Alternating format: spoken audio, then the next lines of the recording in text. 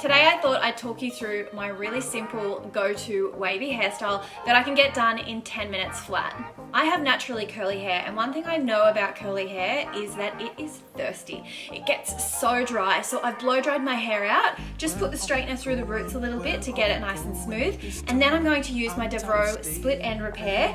It's a leave-in treatment and you can put it on dry hair as well, which I love because in between washes, when my ends are feeling dry, I just rub a little bit of that in.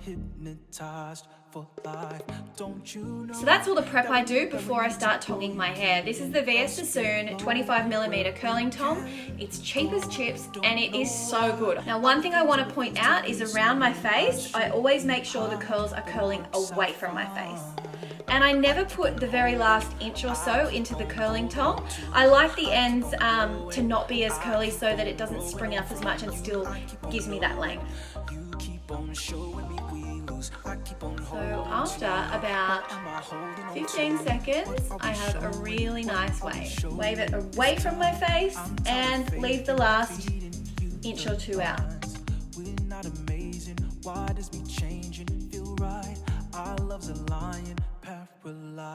This is Paul Mitchell Dry Finish InvisibleWear Hairspray, and I'm going to make sure after I've done a few curls, I give each section a really good spray. So again, I'm going to make sure I curl the ones around my face away from my face and leave the last couple of inches out.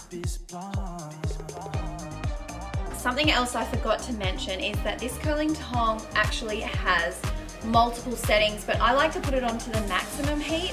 I just find it sets my curls really well and there's less chance of them dropping out, and I even feel like I can go to bed that night and I wake up the next day and give it a comb and it's perfect still. So I've just given it a really good finishing coat of hairspray. Be careful with what hairspray you use. This is a dry, invisible finish, so your hair still feels soft, but it's giving your hair hold. Whereas a lot of hairsprays will make it give it that wet look and make it look stiff. Another thing I wanted to point out is there is this little clampy bit on the tong, which I never use. I find it way easier just to get my section of hair and wrap it around the outside and hold it while it's heating. It works just as well. I just feel like that is like an extra bit of fiddling I don't need to do.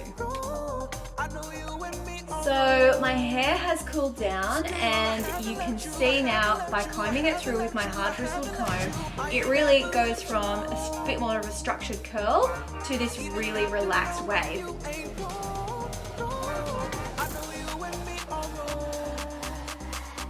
The last step in creating this hairstyle is adding a little bit of glossing spray. This is Biosthetique glossing spray. Make sure you don't spray it from the roots down to here. Just spray it on the very ends. My ends do get a little bit dry and they look a little bit textured, so I just like to kind of mist it on the last few inches of my hair.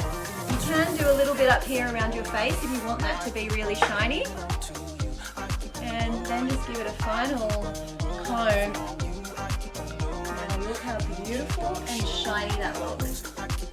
So that literally took me 11 minutes, and that's with doing a few special extra bits and pieces for filming. If I didn't have the camera and the lights and all of that here, it would have easily been under 10 minutes to create my go-to wave. I haven't